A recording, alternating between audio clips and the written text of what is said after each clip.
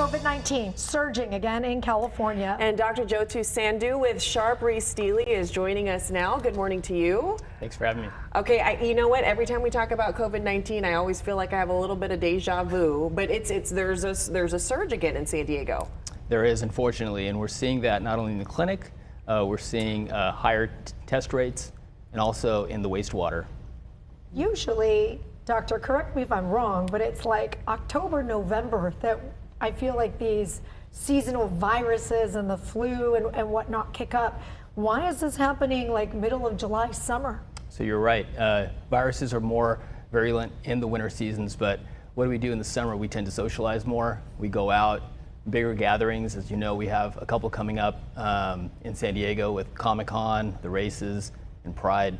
So when people are out and socializing more in big gatherings, you tend to have an increase in rates. I know quite a few people, some who may be watching right now, who traveled, and all of them came back testing positive for COVID.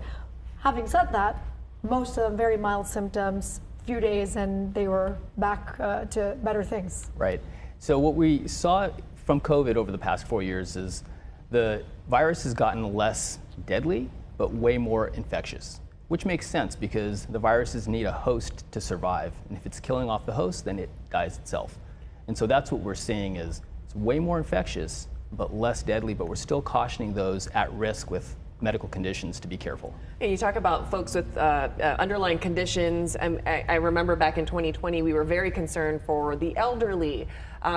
We talk about President Biden, and he just came down with COVID a couple of days ago. So is this still that big of a risk, especially for our elderly population? It is.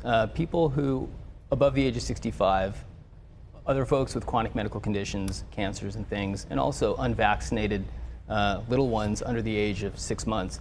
These are the people that we have to really look out for and take into consideration, make sure everyone is not only protecting themselves, but also protecting them.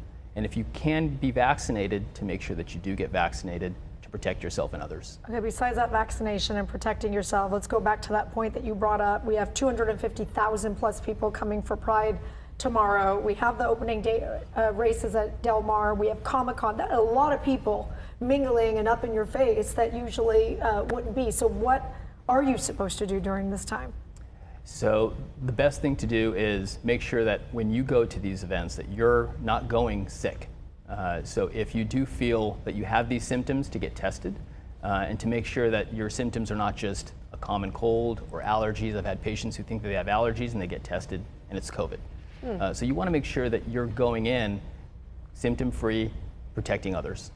And how do you know? Because we have the COVID virus, and then we've got the regular flu that happens. And I mean, before it was difficult to differentiate between the symptoms. Like, what do I have?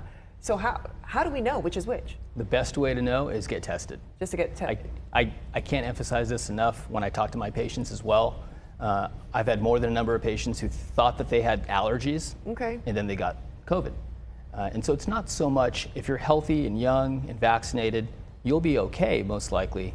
But it's those people that you may be around, grandparents and other folks who are not as healthy, thinking that you have an allergy, but you're actually passing on COVID to them. Well, what are the new rules? Because I feel like this has evolved over the last 4 years. So say you have the symptoms like you've got allergies, you've got a runny nose, you test positive for COVID.